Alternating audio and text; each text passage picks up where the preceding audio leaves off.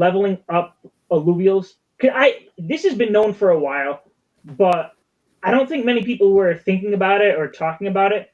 But just the fact that not only are you just catching these Illuvials, the more you play with these, the more they're going to get leveled up. Yeah, I don't remember where the post was, but I remember seeing someone post it that you'll be able to level up these Illuvials no matter what game you're playing. Like if you're playing in the arena, you'll be able to level them up. You're using them in the overworld, you'll be able to level them up. And that just got me thinking of, I'm big on the economy side of things. So if I catch, a good Illuvial and then I just play it nonstop and build up that level, it's just gaining value. Then I can sell it off at a higher price if I want to. Yeah, what are you taking ahead for, Jimbo? Bro, that's genius. I had no idea that was even a thing. This had so many different layers to like how you can play, not like strategy wise, like for winning the game, but this adds so many layers strategy wise on how you build up your alluvials. Do you just like buy one that's level 1 and then you play it in ranked for a certain time, sell it, and then buy another one that's level 1? That's crazy to think of. My only concern is the XP that you get from PvP going to even like be worth it? Like how long does it take to level up these alluvials? All of that. How long does it take to level up the alluvials in the overworld? Do they get extra XP because you have to pay for it? I don't know. It's just yeah, that's interesting to know though. I think that's a really cool idea. Yeah. I saw that post you're talking about. I tried finding it before I jumped into this, but I couldn't find it. But they mentioned how it was across all game modes. And for Jimbo, you're going to be PvP arena. I am overworld to supply the people in PvP and arena with their alluvials. And it did mention that there's going to be a multiplier for overworld because they're obviously paying. So you should get an added benefit. And then obviously the more you pay, just like in the overworld, you have higher benefits and multipliers for the points you get and all that. So that's probably going to play into it. But they did mention in the past there was always going to be leveling, and you have to hit a certain threshold before you can fuse them. That's not 100% confirmed. It's not in writing. But that does bring a new element of somebody's going to want a power level to fuse them so they can sell that fused one. So that adds a new niche of a way that someone could play the game if they enjoy leveling. Yeah, so that was actually something I was thinking about. Like, so say you have 3 Atlas, and you have 2 of them at level 1, but you had been playing with another one for a while, and you got it at level 25. When you fuse those 3, what level is the Axon that you're going to get?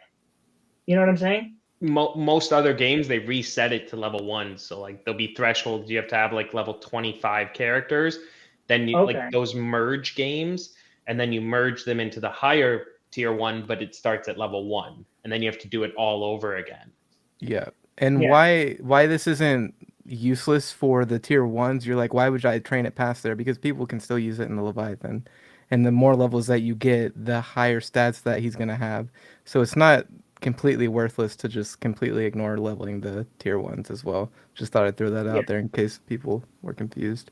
And the other thing to consider is that each alluvial is going to have their own, like, I know in Pokemon they called it like IV or whatever it is, like I don't know, is there a better name for that? Like the base stats that it comes with. Like all level 1 Atlases are still not going to be the same. You could have a level 1 Atlas that just has a higher base, like internal stats already than the other one. And then when the fusing takes place with that, I think I remember in the past, and I don't know if this has changed, that it would get like randomized. So like if you have the 3 Atlas going in, you have a 33% chance of getting each one of those base stats. And that's why I was asking about the level. Maybe it was something similar, like if you have a level 25 and 2 level 1s, then you have a 33% chance that your Axon comes out as a level 25. I don't know. And maybe this is something that Game Council either is discussing or they need to discuss, but it would be cool to get some answers on that. I would like to say, like, a lot of this stuff is very much subject to change. I think a lot of people hear this stuff and they're like, this is how it's going to be. Please understand, we have no idea. We just have, like, rough, like, frameworks to work with, and it could just still completely change. Yeah, and if there's something that we do know that the audience out here doesn't know, we're under an NDA that we probably can't say anything anyways. We So could, but it anything wouldn't that be we say good. here is out there somewhere, or it's just our thoughts. Yeah. But you do bring up a good point about the leveling, because that means that there will be a cap level somewhere. And then what happens if, let's say level 100, because that's like most games. What if you have a level 100 Atlas and you fuse it with the cutoff, say it's 25? Is everything above that just wasted? Like there's Yeah. no reason to level it, so now that's going to permanently be an Atlas, or you're giving up all that time and effort you put into it? Well, Yeah, that's what I'm saying. That's why. That's why it's important, because then, if you're going to be that like meta gamer like I am, I don't want to be wasting my time to build up an alluvial if that time's not going to be worth it. So it's just there's so many different dynamics to this game, so many different layers. It's going to be crazy to understand everything. Yeah. If you come into open beta and like brand new to Illuvium, like it's going to take you a long time to figure all this out. Yep. Each game, you're learning 3 games, or well, mainly 2 games simultaneously, Arena and Overworld. Yep. I've been in Illuvium for like almost 2.5 years now, since basically it first came out, the first trailer, and like there's still so much stuff that I hear and I'm just like, oh, I didn't even know that was a thing. Like, how am I going to put all this together? There's so much to it.